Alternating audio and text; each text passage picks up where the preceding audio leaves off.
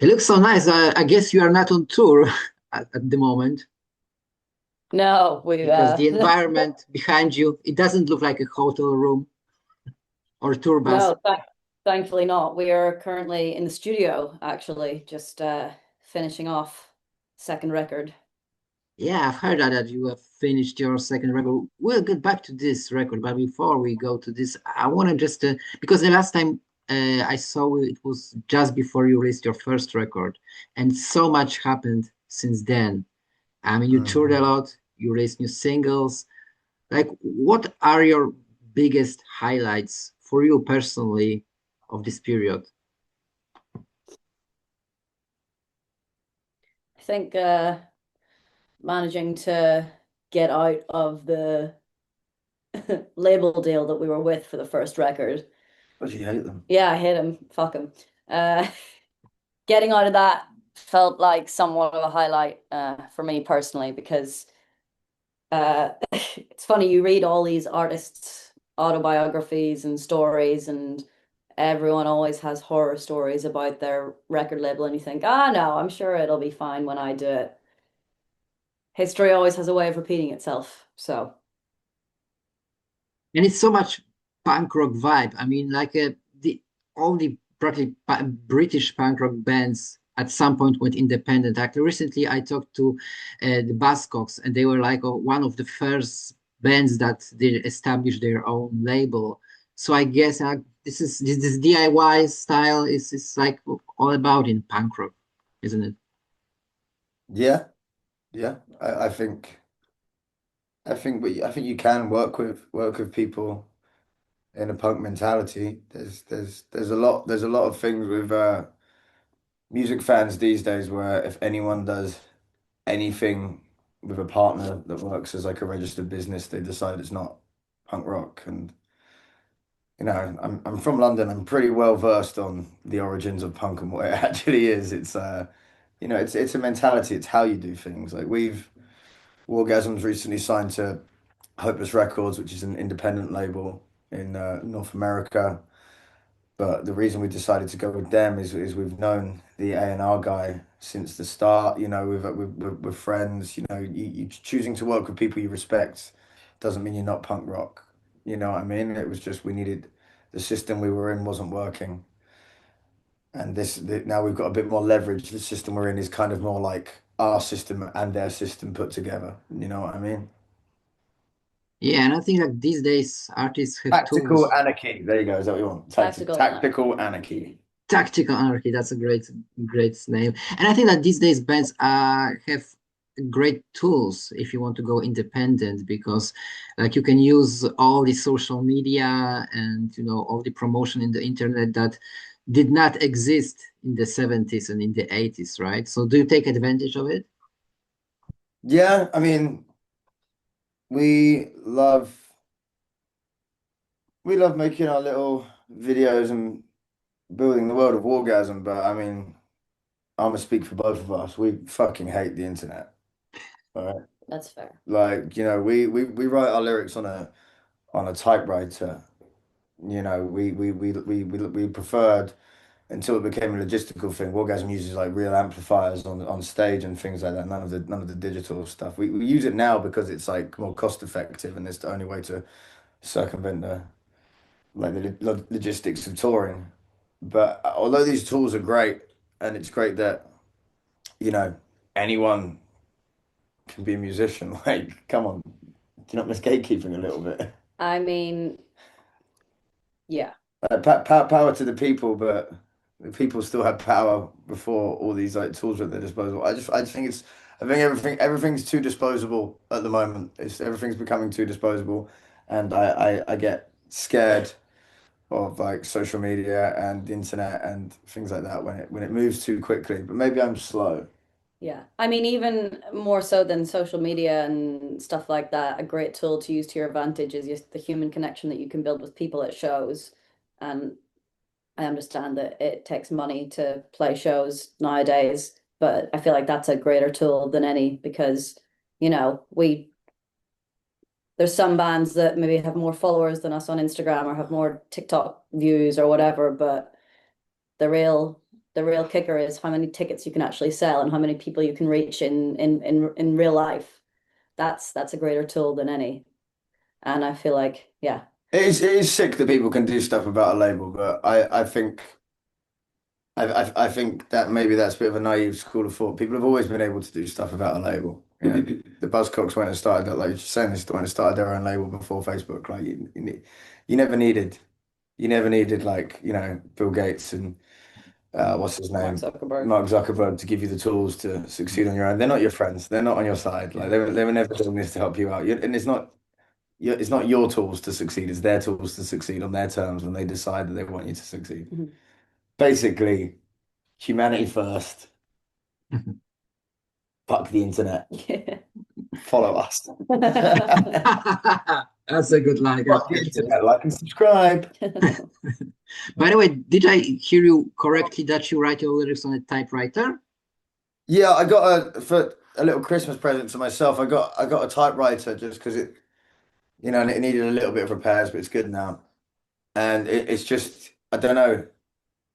As someone pointed out to me years ago that it's a shame there'll be no artifacts from bands. You know what I mean? Like, you know, you can go to like, you know, the Hard Rock Cafe in like London on Park Lane and see like a bit of Kurt Cobain's notebook because everyone's writing their lyrics and arranging their songs on their laptop. There's no like physical artifacts, no like real world evidence that any of this stuff existed. So we wanted to switch to, you know, because my writing is terrible. So I felt the need to switch to a typewriter just so it kind of bridged the gap, you know, between my hand and the screen. And it just means that there's like sheets and sheets and sheets of paper of like what Wargasm want to say at home. And who knows, you know, maybe it turns into a book one day or something, or you know, or maybe I just like send it out with one random merch order and someone owns the hard copies forever. Like who fucking knows? It's cool that.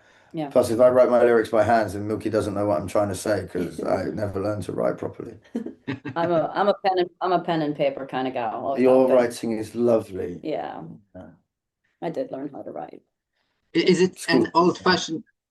Is it an old-fashioned typewriter that goes ding, ding? Yeah, and at the studio they've started playing typewriter roulette, where they take turns hitting the space bar, and whoever it goes ding, I get to throw a knife at them. Amazing. So you've released a couple of singles in the last years. Is this kind of direction that the new album is going? I mean, are the singles a good, you know, like a preamble for the new album? No. Oh. No, it's gone mental. It's gone way beyond that. It's gone really mental.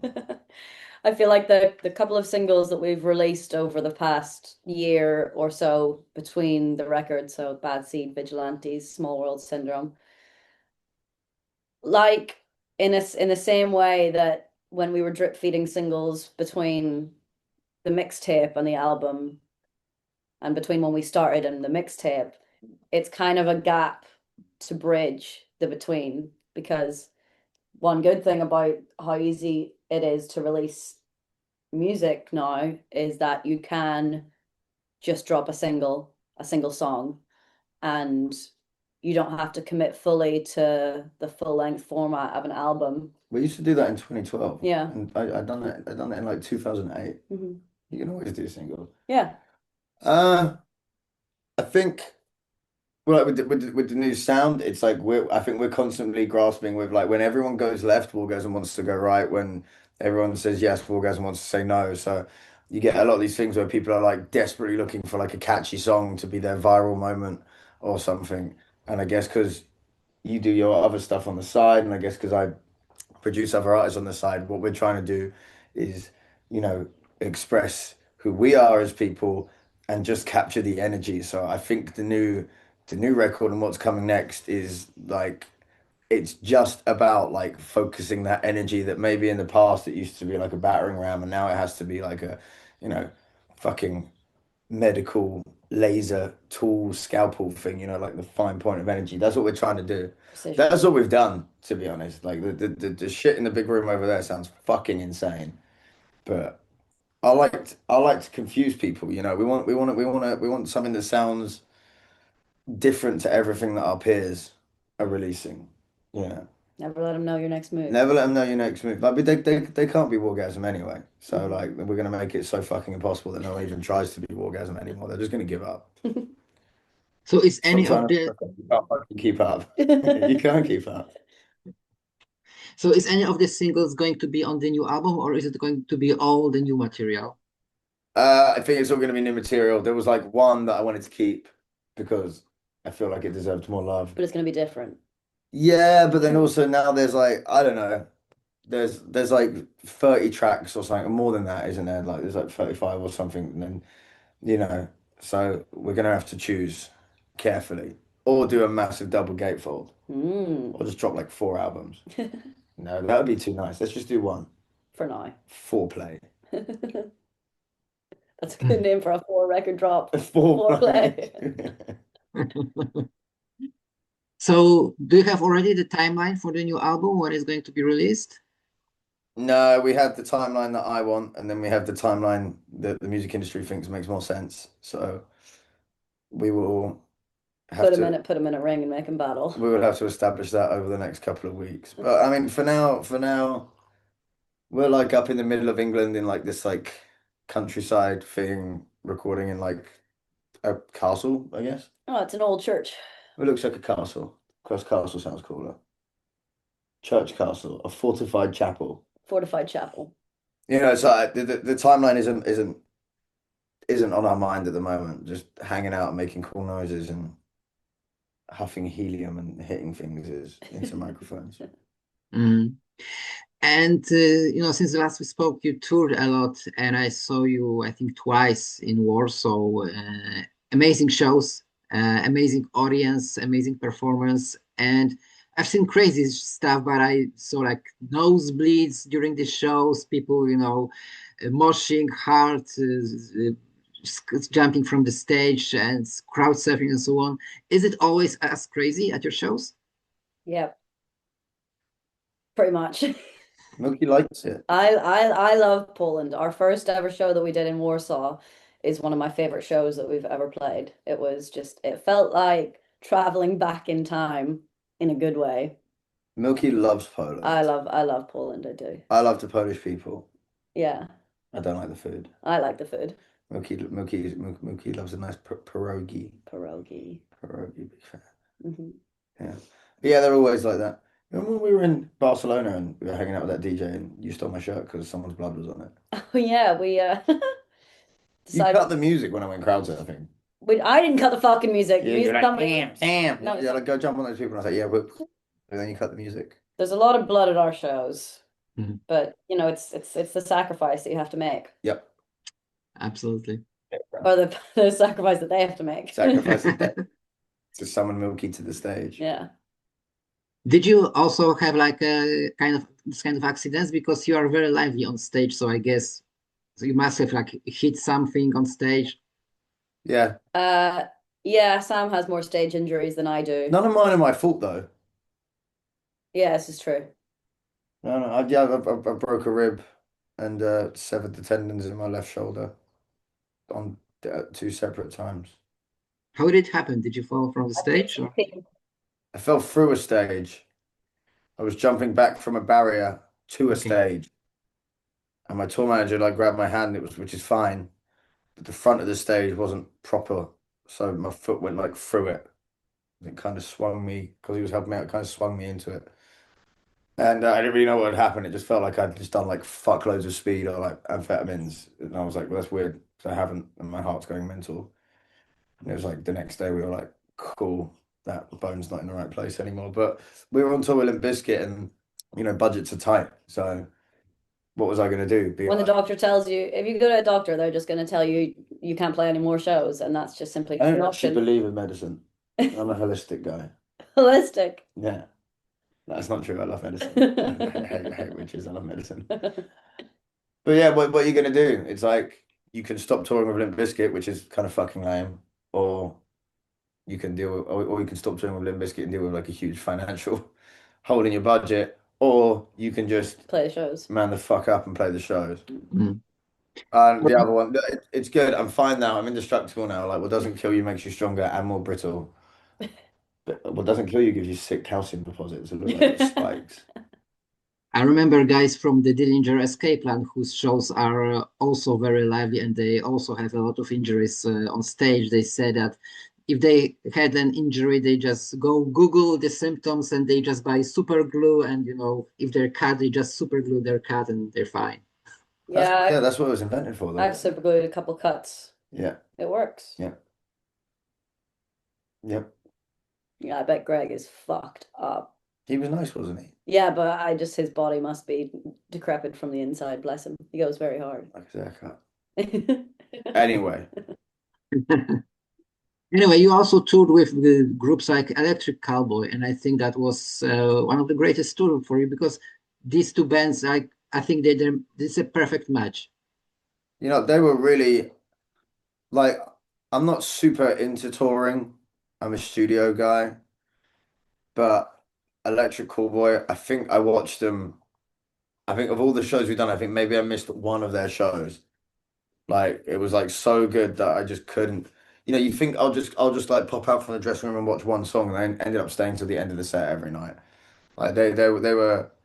If anyone gets a chance to go see Electric Callboy like live, it's just something different. It's absolutely brilliant. It's Absurdly entertaining. absurdly insane. So that was cool. That was cool. I mean, at this point, I think we've done so much touring that it's kind of like it's just touring. Then the excitement from me comes from, or for us, comes from the people in the crowd and whoever we get to watch for free every night. The rest of it just kind of turns into like static and noise. Mhm. One more thing I want to ask you because that in your music there's a lot of elements. You mentioned punk rock element, but there's also electronic and other stuff. I wonder what are your like personal first favorite bands, artists that you started with that in your childhood you were a fan of. In my childhood, I mean, Yesterday, then. yesterday, all the stuff I listened to growing up, I wouldn't say it has no reflection on the music you write because that's reductive. Everything that you listen to has some kind of influence, whether it's So what are they? I listened to a lot of Motown growing up, a lot of Tina Turner, yeah, a lot of soul music, Stevie Wonder, a lot of David Bowie, a lot of Lady Gaga, and then when I got into the first kind of guitar music I got into was like Jimi Hendrix, um, Oh. and Black Sabbath, and it all kind of just spiraled from there. My first CD was Bleach by Nirvana. My second CD was The Rise and Fall of Ziggy Stardust. Then I think my uncle wouldn't stop playing Fat of the Land in his car, which it didn't have a trunk in his car. He replaced it with a speaker. So it was pretty fucking loud. And that was it for me. Nirvana, Bowie, Prodigy. And did you? And also, topical this week or for last week, Ian McDermott as Palpatine. So we're at a studio, and the guy who owns all the properties went for breakfast with Ian McDermott, who plays Emperor Palpatine in Star Wars. He's also in like Sleepy Hollow and stuff. And it was funny when he mentioned it because I realized that I loved those Star Wars movies when I was a kid. But I do a lot of stupid things with my voice. I'm starting to think that, hang on, maybe he was like my vocal inspiration. The inspiration, yeah. Because he does so much like voice changing and like he's a bit, it's really into which kind of makes sense.